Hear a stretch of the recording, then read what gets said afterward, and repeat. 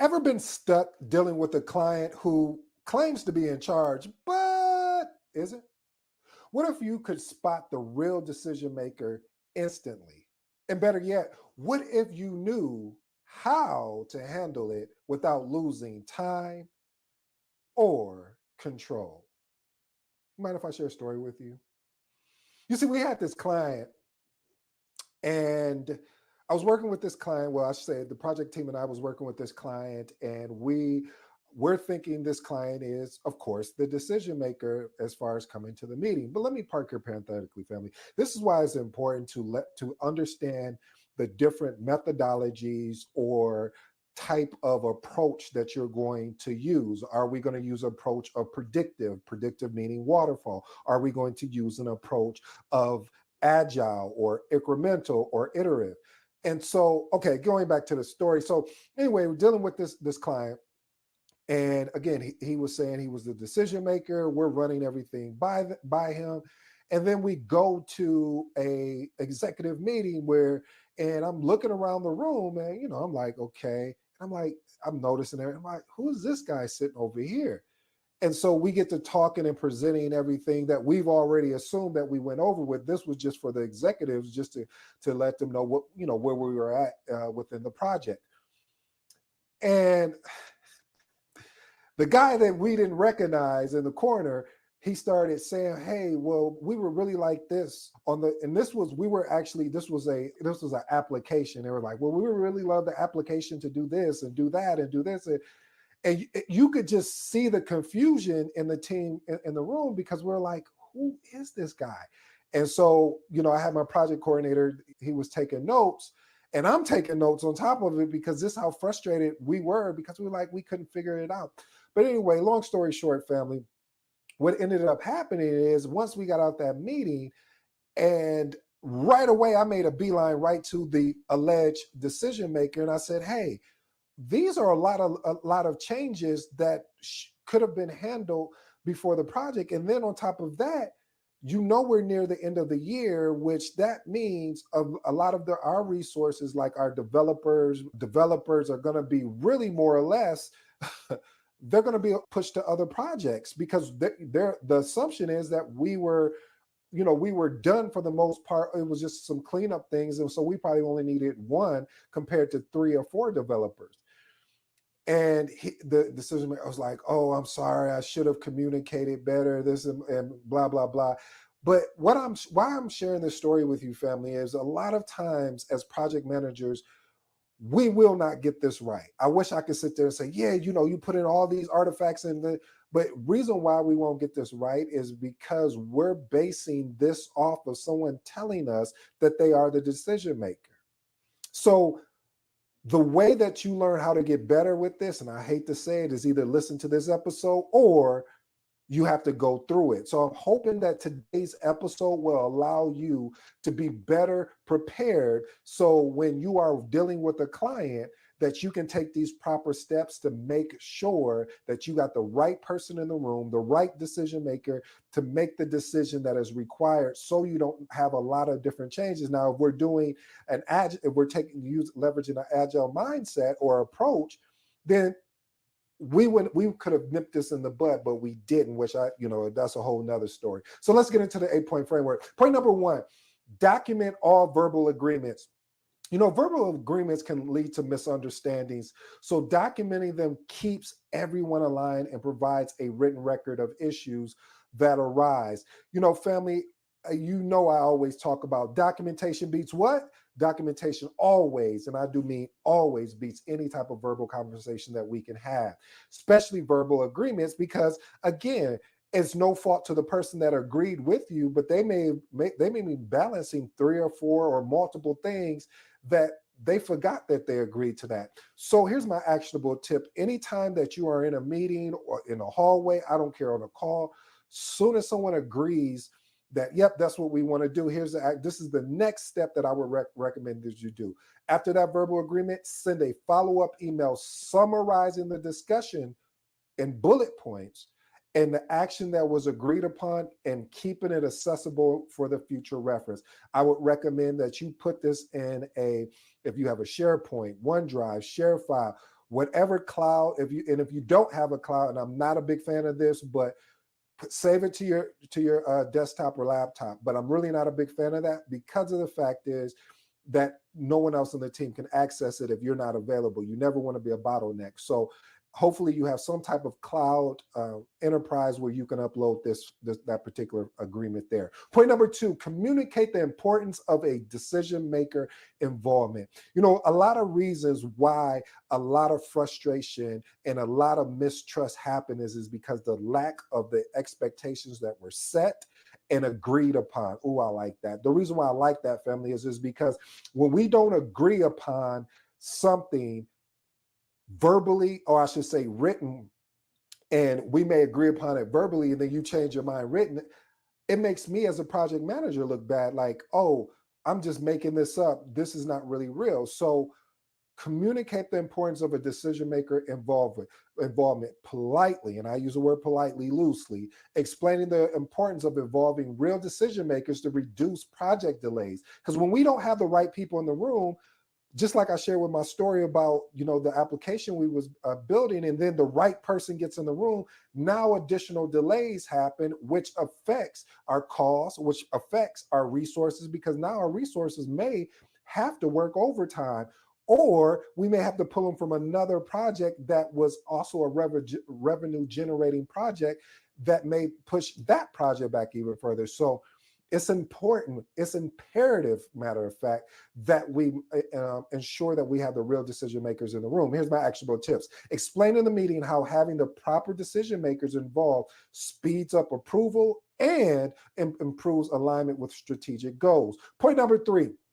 request formal approval for key milestones.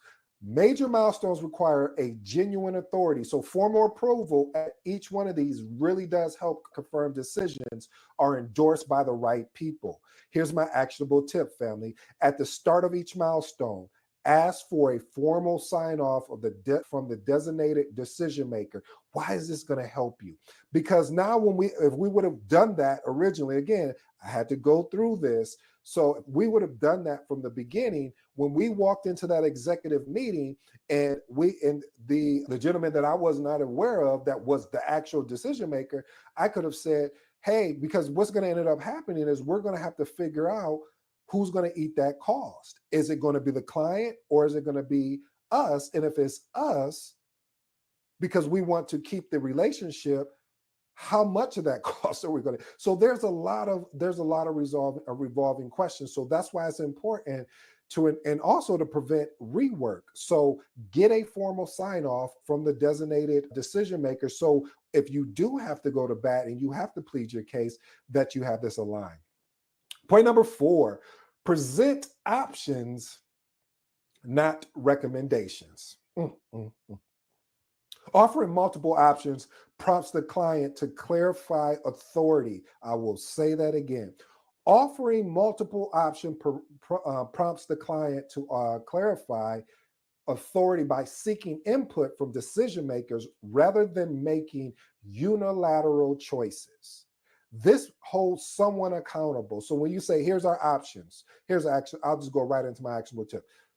And when you're in a meeting, mostly a decision type making meeting, present 2 to 3 possible solutions. Let's say no more than 3 possible solutions for each problem. Ask the client to confirm which aligns best with the organization objective. That's going to tell you everything you need to know. When you ask the client to confirm which aligns best with the organization objectives, and I know because I have some intelligent people out in the audience, they're going to be saying, well, what if the person that we assume was the decision maker said, agreed and signed off on everything? What then? Well, this is where we got to go and have that crucial conversation, that difficult conversation. And this is what you're hired for as a project manager. You need to be able to go in there and show receipts, show the documents, so that you can make sure that if this does go bad, which it probably will, that you've done everything possible to set the client up for success as well as the project team. Because if the client sent in someone else to be their decision maker instead of themselves, well, that's a problem we need to address right away. So again, present options, not recommendations. Point number 5, Encourage transparency through the project updates. This is one of the reasons why I love using a framework like Scrum, because it creates or even Kanban or Kanban, depending on where you're from. It really shows transparency. A lot of times when you're leading a waterfall or predictive project, transparency is not as clear, or I should say, is not communicated as often as it should be compared to doing an incremental or iterative type project. So frequent open updates can highlight when decisions are delayed or require higher authority, encouraging the client to involve the right people. Here's my actionable tip. In project updates, list pending decisions and explain their impact, prompting clients to reach out to the real decision makers if necessary. I know it feels like we're playing a game. We are playing a game, family. And if you haven't figured it out by now, this is the game. Because when someone, again, I'll say this over again, when someone who is the actual decision maker sends someone there to be there on their behalf, we need to figure out a way to get to the decision maker, because the person that's there, that's great, but we need decisions that are made. And if this person cannot stand by the decisions and hold themselves accountable, we need the decision maker there. Point number 6: empathize, but set clear, crystal boundaries. Again, empathize, but set clear, crystal boundaries. Empathizing with the client need to feel involved while reinforcing proper authority boundaries, respects their role without compromising the project integrity. Here's my actionable tip. Acknowledge the client's insight, but gently explain that formal approvals from designated authorities ensure project success. Hey, it's just basically saying, family, I need someone to make a real approval, a formal approval, because if we do not receive formal approval, like I talked about earlier, we will have project delays, we will have rework, we will have additional costs, and we will have resources that we will eventually burn out, because we're going to have to pull them and they're going to have to work double time in order to catch up, so this particular software can get out on time. Point number 7, engage in fact-finding conversation. This is my secret sauce. You casually just have open-ended conversation about the client's company and its structure, which can reveal the true, or I should say the real identity of who's really the authority figure without directly challenging them. Here's my actionable tip. During conversations, ask questions like, how does your team generally handle approvals?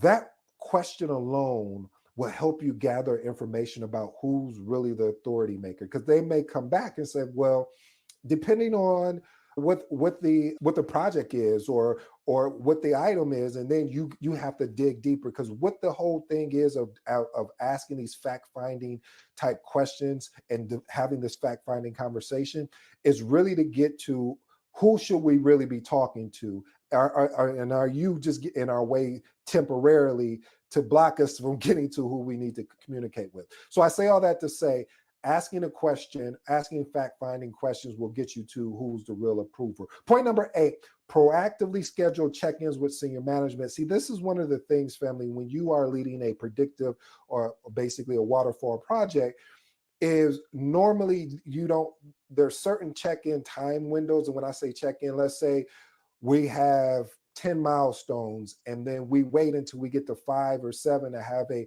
regular check-in. I recommend regular check-ins with executives or upper management to keep the project on their radar, and this will increase the likelihood of engaging actual decision makers. Here's my actionable tip. I would request quarterly.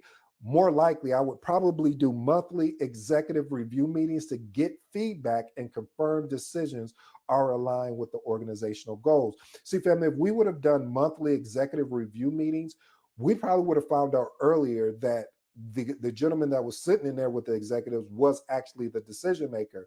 But we were thinking we had the decision maker, and we were just excited to get ready to show the product and just showing the product to the executives. So I definitely recommend having monthly executive review meetings. And plus, how this protects you, because now you can say, hey, this is the decision. I would even invite the so-called decision maker there. So that way we can say, hey, yeah, this is the decision maker. We've all agreed upon this and that. And the executives can now, they will be able to support you with the actual decision maker in case we need to charge additional money or figure something out to resolve this issue. Here's my bonus. Define project roles clearly. Listen, role clarity minimizes misunderstandings about authority and sets boundary for each individual's involvement in the decision-making process. Here's my actual tip. Document roles and responsibilities, whether it's that a RACI, a project charter, and also get stakeholder signature for accountability. Here's my 3 transformational remarks, family, and I'll let you be on your way. I appreciate you spending this much time with me. Point number 1, document all verbal agreements. I don't care where this verbal agreement has come from. You need to document it and send. And my actionable tip was to send I believe, a formal email summarizing the discussion points and actions agreed upon, keeping it accessible for future reference. Point number 2, request for formal approval on key milestone. This is the cheat sheet, I say, more or less, of when you have all your milestones in place, I will create a milestone document in which I get formal authority, or I should say formal sign off from the designated decision maker. And what this does, it prevents rework or reversal of decisions. And point number 3, present options, not recommendations. Listen, when you offer the client options, what it does is it minimizes the impact of them. Like when you offer somebody options, you're leading them towards a decision. So basically what I'm saying is present 2 or 3 options, basically, or solutions for each problem, asking the client to confirm which best aligns with the organizational objective. This again will also show you who's really the true decision maker. Well, family, I hope you enjoyed today's episode. I go by the name of ED. For all you smart and intelligent folks out there, listen, that just simply means Ed. I got some big things that are coming next month, so I hope you guys stay tuned. We're going to get to work as usual and make some great things happen. Until next time.